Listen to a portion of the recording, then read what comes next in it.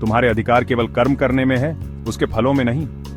भगवद गीता भगवान श्री कृष्ण अर्जुन को उपदेश देते हुए कहते हैं कि मनुष्य का धर्म है कर्म करना। हमें अपना कर्तव्य निभाना चाहिए बिना फल की चिंता किए।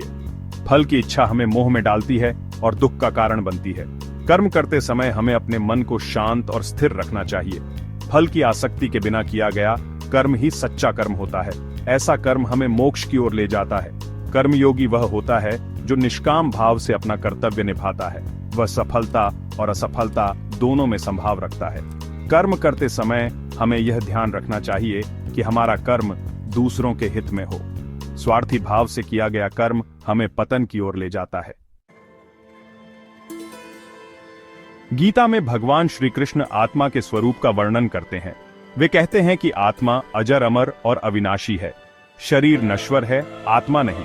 जैसे मनुष्य पुराने वस्त्र त्याग कर नए वस्त्र धारण करता है, वैसे ही आत्मा एक शरीर त्याग कर दूसरा शरीर धारण करती है। आत्मा को न तो अग्नि जला सकती है, न जल भिगो सकता है, न वायु सुखा सकती है। आत्मा जन्म मरण के बंधन से मुक्त है। हमें अपने वास्तविक स्वरूप को पहचानना चाहिए। हम शरीर नहीं, आत्मा है। आत्मा का स्वरूप है सच्चिदानंद। योग कर्मसु कौशलम। भगवद गीता श्री कृष्ण अर्जुन को योग का मार्ग दिखाते हैं। वे कहते हैं कि योग कर्म में कुशलता है। योग का अर्थ है अपने मन को वश में करना। ध्यान योग का एक महत्वपूर्ण अंग है। ध्यान के माध्यम से हम अपने मन को शांत और एकाग्र कर सकते हैं। मन को वश में करके ही हम अपने कर्मों पर नियंत्रण पा सकते हैं।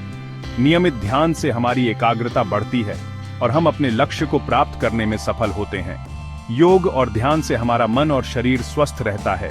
हम जीवन में आने वाली चुनौतियों का सामना धैर्य और साहस से कर पाते हैं। भक्ति और संसार की असारता।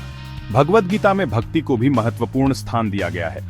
श्री कृष्ण कहते हैं कि पूर्ण श्रद्धा और प्रेम से ईश्वर की भक्ति करनी चाहिए। ईश्वर के प्रति समर्पण भाव से हमें मोक्ष की प्राप्ति होती है। भक्ति का मार्ग सरल और सुगम है। श्री कृष्ण संसार को मिथ्या और अनित्य बताते हैं। वे कहते हैं कि यह संसार मोह माया का जाल है। हमें इस मोह माया से ऊपर उठकर सत्य का अनुसरण करना चाहिए। सत्य की प्राप्ति ही जीवन का अंतिम लक्ष्य है।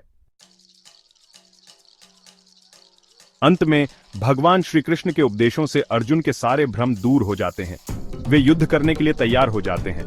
भगवद गीता आज भी उतनी ही प्रासंगिक है जितनी पहले थी। इसके उपदेश हमें जीवन जीने का सही मार्ग दिखाते हैं।